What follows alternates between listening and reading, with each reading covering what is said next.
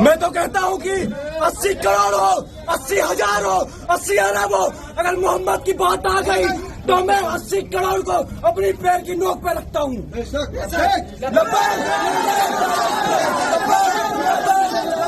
बिल्कुल भाई, आप रखते होंगे हम लोगों को अपने पैर की नोक पर। बस मेरा एक छोटा सा डाउट है, उसे थोड़ा क्लियर कर देते तो बहुत अच्छा होता। हमारे जो सेकुलर भाई हैं ध्रुव राठी जैसे, रवीश कुमार जैसे, और जो हमारे जय भीम वाले भाई हैं, क्या वो भी इन 80 करोड़ में आते हैं या नहीं? हमको इस बात का जवाब दो कि देश की जो हालात है उसके लिए जिम्मेदार भारतीय जनता पार्टी है। क्या देश में ऐसा हो गया? आपके मुंह पे कौन सी पट्टी लगा दी? मणिपुर के हाल नहीं मानते। दानिश जी ने एक जिम्मेदार पार्टी के नाते उन्होंने कहा कि मणिपुर पर कुछ बोलते क्यों।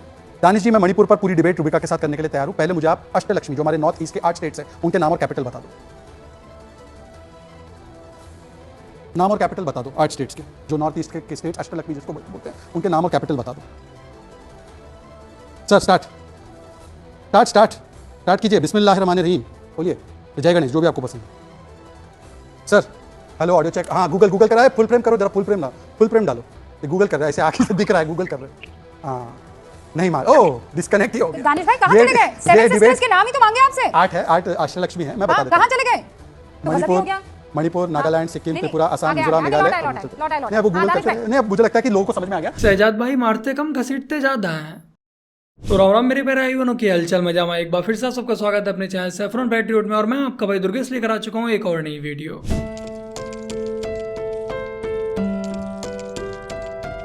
हेलो,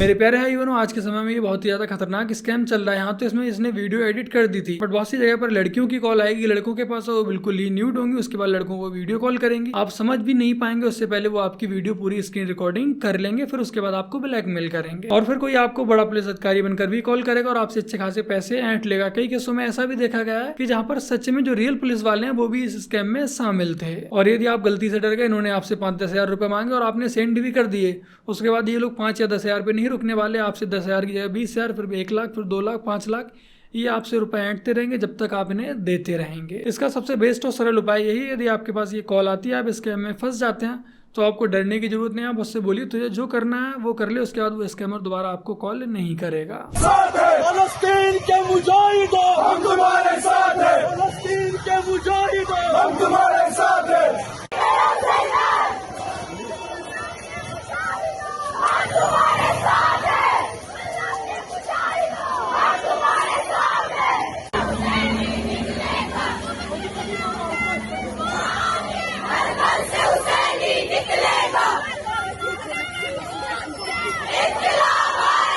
सात अक्टूबर 2023 को हमास नाम का इस्लामिक आतंकवादी संगठन उड़ता हुआ ले लेता है और इजराइल में घुसपैठ करके वहां हमला कर देता है, जिसमें वो इजराइल में घुसकर कई मासूमों को, कई बेगुनाहों को जान से मार देता है। उसके बाद इजराइल के नागरिकों को, जिसमें महिलाएं और बच्चे भी शामिल होते हैं, उन्हें बंधक बना लेता है। फिर इसके कुछ समय बाद इजराइल जवाबी कार्रवाई करता है, जहाँ पर गाजा पट्टी को एकदम समतल बना देता है। 7 अक्टूबर से पहले गाजा की जो सिचुएशन थी वो कुछ ऐसी थी, और 7 अक्टूबर के बाद गाजा कुछ ऐसा नजर आने लगता है। और जब इजराइल इस इस्लामिक आतंकवादी संगठन से अपना बदला लेता है, उसके बाद ये महिलाओं व बच्चों को अपनी ढाल बनाने लगते हैं और मानवता की दुहाई देने लगते हैं कि इजराइल हम पर हमला कर रहा है, मासूमों को, बेगुनाहों को मार रहा है। किंतु जब इस्लामिक आतंकवादी संगठन हमास ने इजराइल में जाकर मासूम बच्चों को मारा, बेगुनाहों को मारा, तब इन लोगों को मानवता नहीं दिख रही थी, तब इन्हें इंसानियत नहीं दिख रही थी, तब ये लोग जश्न मना रहे थे। फिर इजराइल ने इससे एक और कदम आगे जाकर, जो कि हमास का मुखिया था, हमास का चीफ था इस्माइल हानिया, जिस पर ईरान की छत्रछाया बनी रहती थी, इजराइल ने ईरान में घुसकर इस्माइल हानिया को जान से मार दिया। और फिर इस बात को बेचारा ईरान पचा नहीं पाया कि हमारे ही घर में घुसकर हमारे ही आतंकवादी संगठन को जान से मारकर इजराइल चला गया, उसकी तो नाक कट गई। उसके बाद ईरान व अन्य मुस्लिम देशों के द्वारा पाला पोसा गया इस्लामिक आतंकवादी संगठन हिजबुल्लाह के द्वारा ईरान इजराइल में मोसाद के हेडक्वार्टर पर हमला कर देता है। और फिर जिसके जवाब में इजराइल ने हिजबुल्लाह के टॉप कमांडर से लेकर नीचे लेवल तक के सभी आतंकवादियों को जन्नत रवाना कर दिया। आप सबने पेजर अटैक के बारे में सुना ही होगा,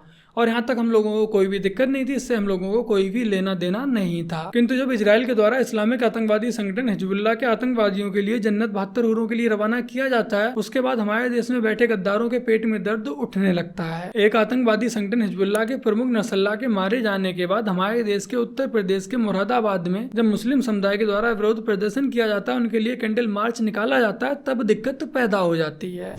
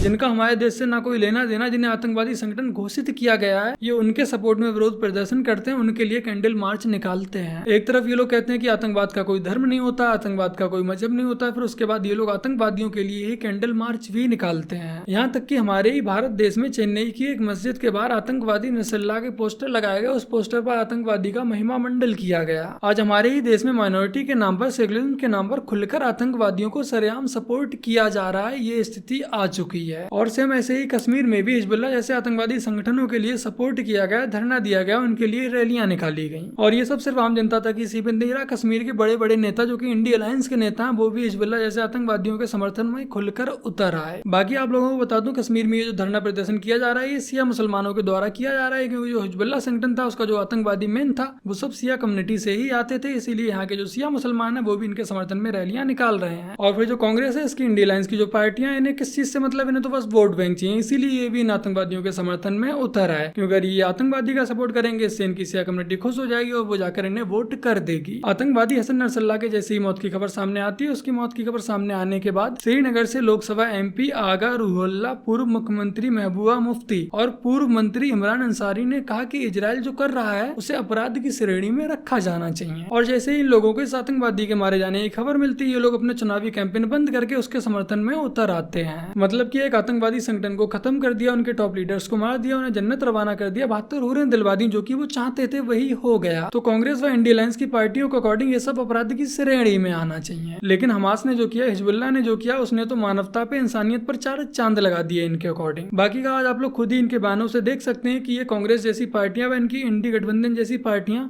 अपने वोट बैंक को खुश करने के लिए किस लेवल तक नीचे गिर सकते हैं। यदि गलती से भी इन जैसे नेताओं के हाथ में देश की सत्ता जाती है, तब आप समझ सकते हैं कि हमारे देश की क्या है स्थिति होगी। तब आतंकवादियों की चांदी ही चांदी हो जाएगी। मनमोहन जैसे कांग्रेस के प्रधानमंत्री यासीन मलिक जैसे आतंकवादियों को गले लगाएंगे, उनके लिए दावत का विशेष प्रबंध किया जाएगा। आज हमारे देश के विपक्ष को फर्क नहीं पड़ता है कि देश में आगजनी हो, देश में दंगे हो, जो आम नागरिक है उनका जीना 2 बार हो जाए। बस इन विपक्ष के नेताओं को किसी भी कीमत पर कुर्सी मिलनी चाहिए।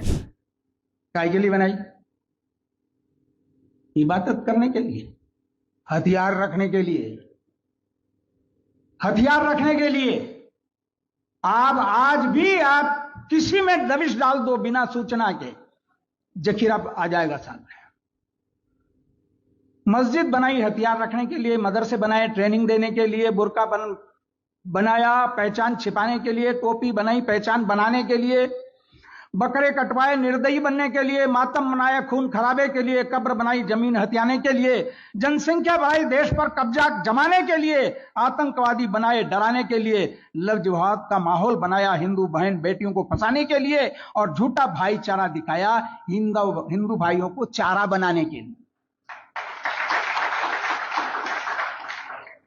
ये किसी न किसी चिंतक ने, विचारक ने लिखा है। तो बस मेरे प्यारे भाई बनो, आज की अपनी इस वीडियो में इतना ही। वीडियो को लाइक शेयर कमेंट और अपने चैनल को सब्सक्राइब आज से कर लीजिएगा। चलिए जल्द मिलते हैं एक और नई वीडियो के साथ, तब तक के लिए जय हिंद, वंदे मातरम, जय श्री राम।